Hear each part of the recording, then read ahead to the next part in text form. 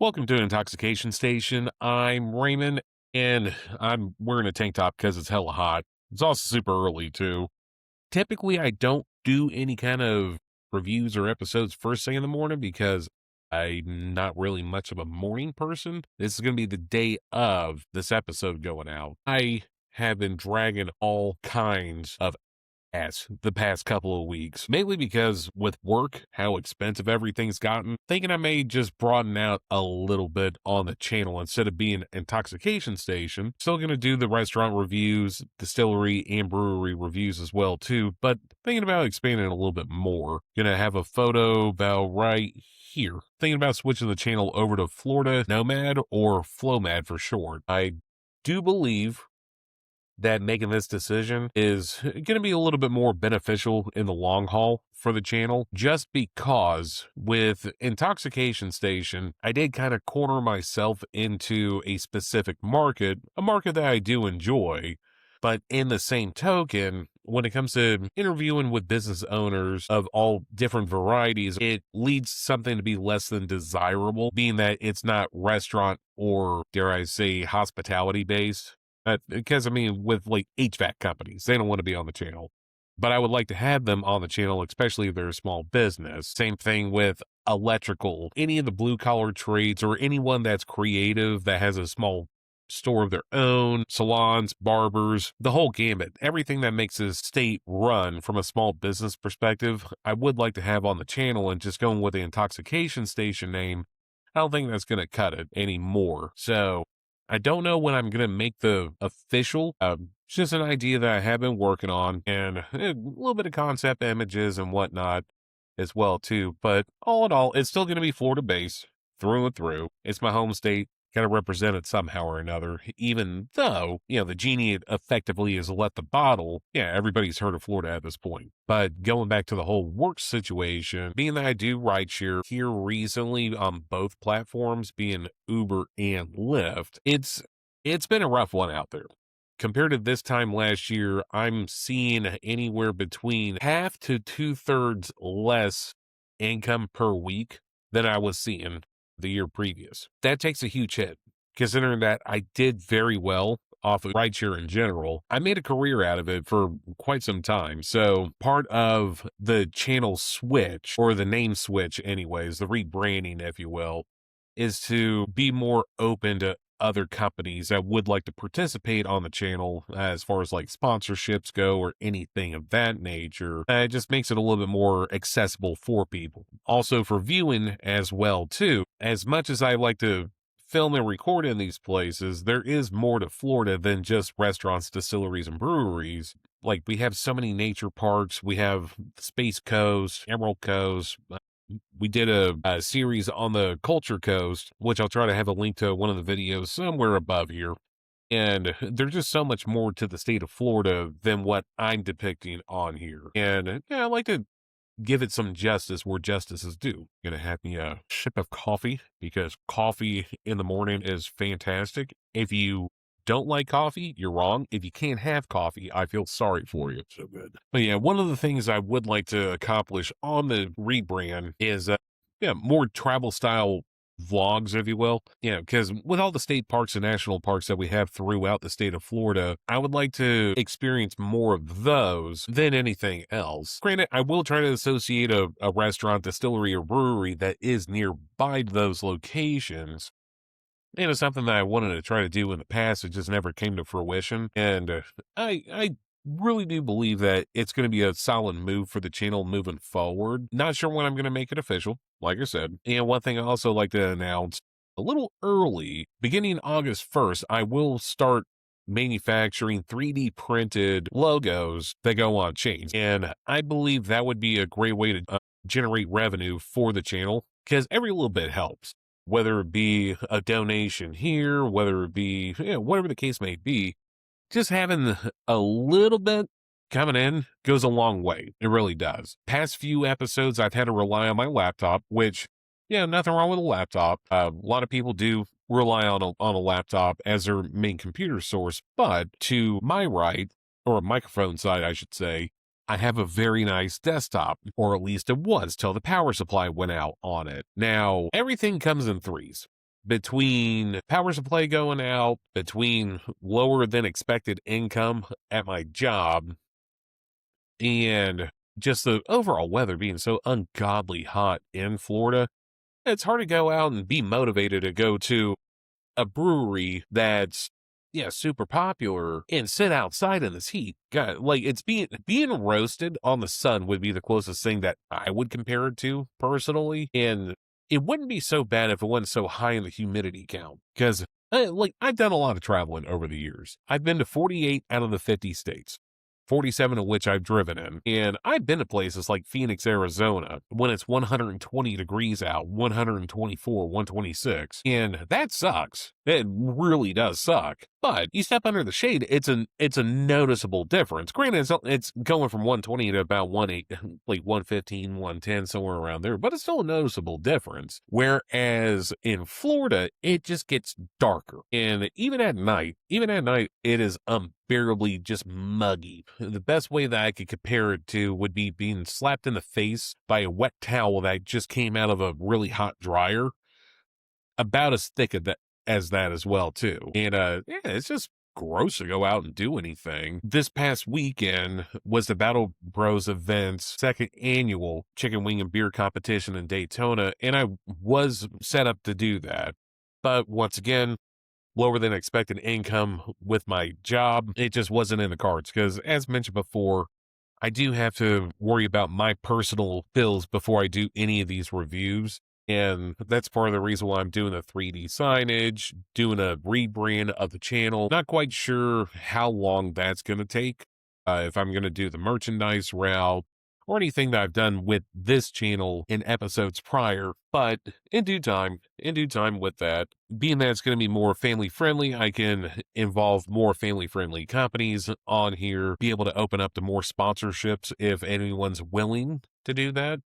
Still accepting sponsorships. So essentially what a sponsorship for this channel would do. Every time that we do an episode, you will have a 30-second mention for your company or your product or your brand, all in all, at the beginning. And first come, first serve as far as order goes. If you're first in line, you're the first one that gets mentioned at the episode. If it gets to the point where we have multiple sponsors for that episode, then it'll go in subsequent order from there. I am open to different tiers of sponsorship. If you want to sponsor an episode, if you want to sponsor a month, or want to be a channel sponsor for a full calendar year, that's something that we can work out. And details are going to be subjective based on how the terms work. But yeah, it's definitely a challenging time to go and do restaurant reviews, even though the state of Florida needs it at its most. It's real difficult to go out there and be able to give proper reviews at these locations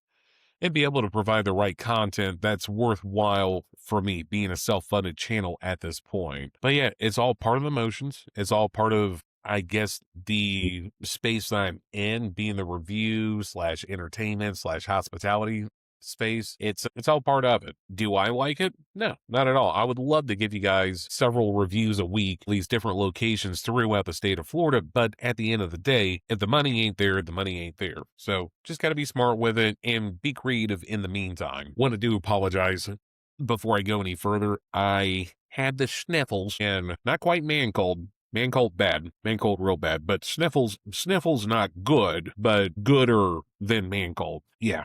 So it's been a lovely ride the past couple of weeks. But anyways, back to what I was saying. But yeah, going through and potentially doing the whole rebrand of the channel. To me, it sounds like a pretty decent idea. And it's going to be more accepting to the people that I come across. Because being that I do rideshare, I unabashedly do have advertisement for Intoxication Station in my backseat.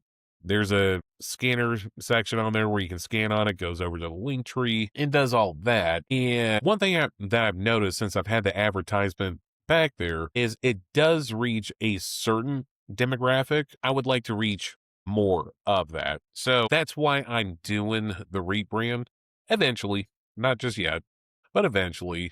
And so I can reach a larger audience that's interested in what I have to produce for the state of Florida, and in the same token, not totally alienating myself from other people that may want to listen to what I have to say, or see the places that I do have plans to go to, or be able to check out the restaurants, distilleries, and breweries that are still going to be a core part of the channel. Am I going to go to the beach? More than likely not. I don't do beaches. I have more of a lake body, river physique, if you will.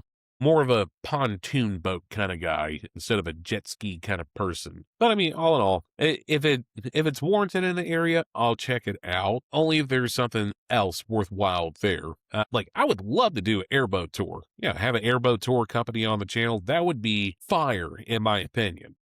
Go through, do some video on that. I mean, that could easily be part of where the FlowMad brand comes into play. Seeing all these different things that Florida has to offer that are like a lot of fun, and be able to spread awareness out to people that we're just more than beaches and theme parks down here. That being said, the House of the Mouse, if you will, the biggest attraction in Orlando that's not in Orlando. I don't want to get sued by their legal team. That's why I'm not saying them. But they have noticed a significant downturn in attendance at the parks. A lot of people, a lot of the media sources that I do follow or do show up on social media, whatnot, have stated it's because of political policies. And as mentioned before, and what I will continue to do is not be politically driven on this channel. It's just not my cup of tea. However, I will note that the most magical place on earth is not a cheap vacation anymore. With all the people that I deal with, doing rideshare, with all the people that I deal with on a day-by-day basis, they're paying hundreds of dollars just to go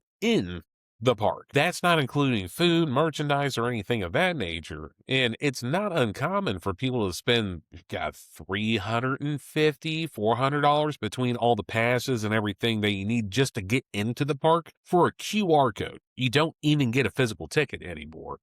And that is a really hard thing to tell people. Oh, you want to have a magical time? Let me go ahead and get, let's just say, $400 per person times 4 people. Yeah, let's go ahead and get $1,600 from you guys before you even walk into the place. And you have to set up the tickets in advance, and you have to buy all this in advance. And let's go ahead and charge you $5 for a bottle of Dasani water, which in Florida mindset, the Florida man mindset, if you will, Dasani water is the only water left before a hurricane.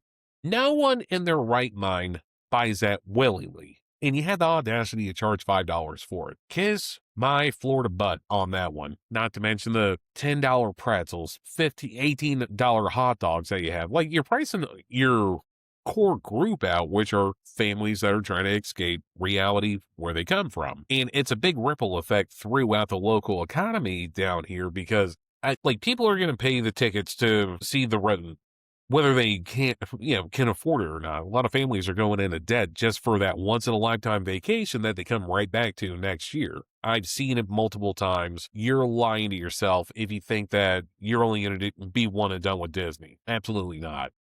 But it also reflects with the shops that are locally. It reflects to the restaurants that are local, the hotels, all the other micro industries, myself included, that are affected by, effectively price gouging out your core group of people to try to get people to come in there. Yeah, I hate doing the whole back in my day thing because I sound so damn old whenever I say that. But, back when I was growing up, being a 4th generation native to Orlando and living no more than 20-25 minutes away from Disney at any given point in my life, the price to go to Disney is not what it used to be years ago, 90s. I know, inflation and everything gets involved with that, but it used to be, for a family of 4, for a one-day park pass, for a family of 4, was like $99 before fees and taxes and everything. Came out to be like $125 and $1990 anyways. That would equate to approximately $400, give or take, in today's money. Why are you charging people $1,600? It's not that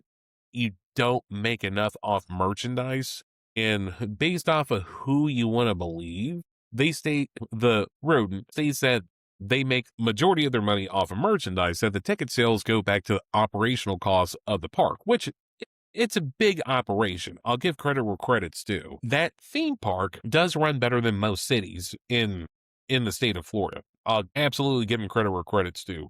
Between their public transportation, the different methods of transportations, the sanitation on property, how well maintained everything is, you can see where the money is going into on property. And considering that it's larger than the city of San Francisco, that is saying something. But they also have an image to keep up with as well, too. Not saying that other parks throughout the state of Florida, other theme parks anyways, don't do that. It's just the mouse, if you will. They take it up to a different level to give it the magic that goes along with it anyways. But when it's enough, like I get it, they're trying to expand on one of the parks. I believe it's Magic Kingdom to add in a couple of new things that are desperately needed. They're improving on the road works around there. And like, you can see where the money's going to, but in the same token, why that much? Personally, I still believe that they can profit by volume anyways, by doing, God, let's go ahead and cut that number in half from 1,600 to 800. People would be lined out all the way to the streets, and there would be a lot more attendance there due to that. Like, one of the videos I watched just this morning was a person going through Hollywood Studios, and you can see pavement on a Sunday. Now, there's multiple caveats that go along with that. One of those caveats is the weather was terrible yesterday between the heat and the absolute deluge of a rainstorm that we had come through.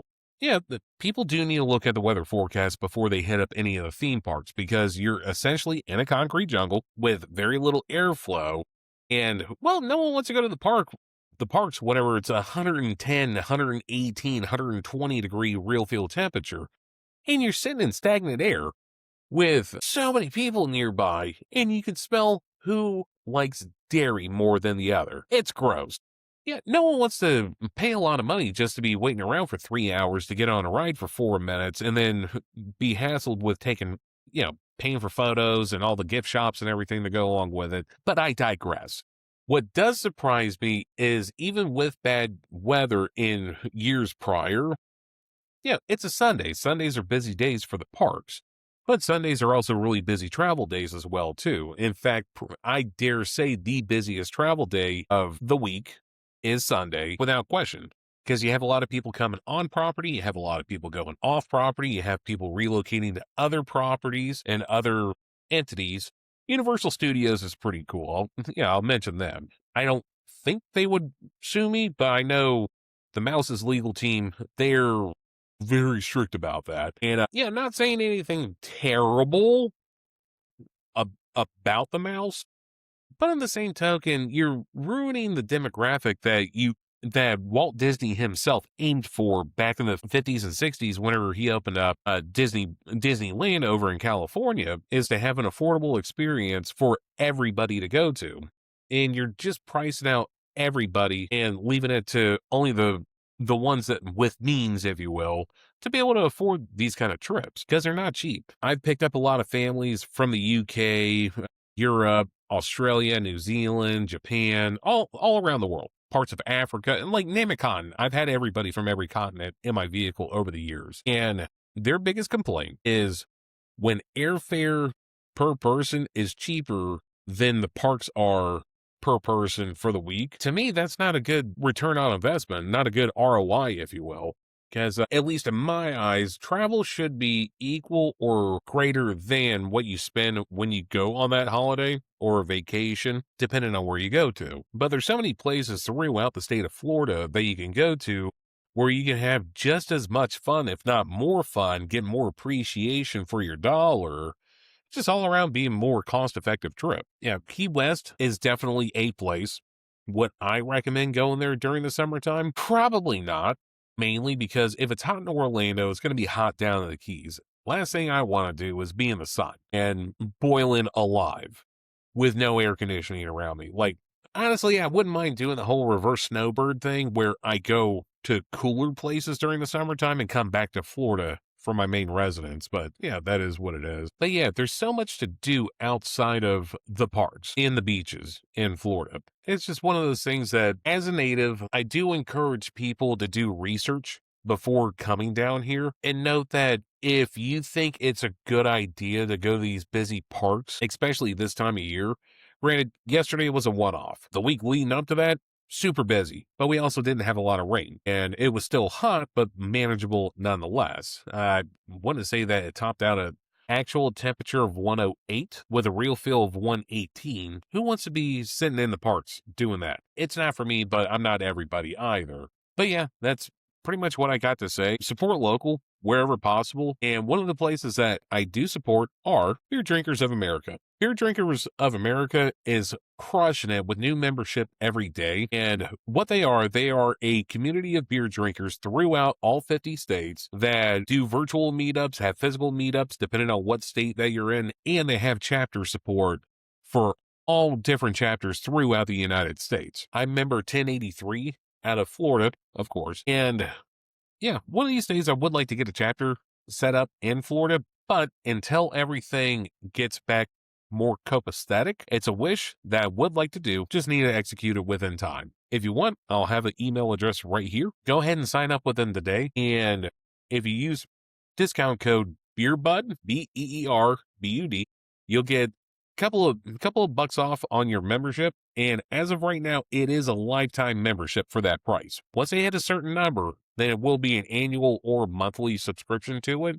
So I would recommend getting on there now, getting on there fast. And like I said, every state has a member in it, so all you have to do is follow the page, see what they're all about, sign up, and look for a local chapter near you to have the best support. What Beer Drinkers of America is also trying to do is be affiliated with some of the breweries out there and restaurants, along with bars and whatnot, where if you show them your card, you could potentially get a discount at that establishment. So definitely check them out, beerdrinkersofamerica.org, and let them know that Intoxication Station sent you. I'm Raymond, you're under the influencer, and I'll see you on the next one.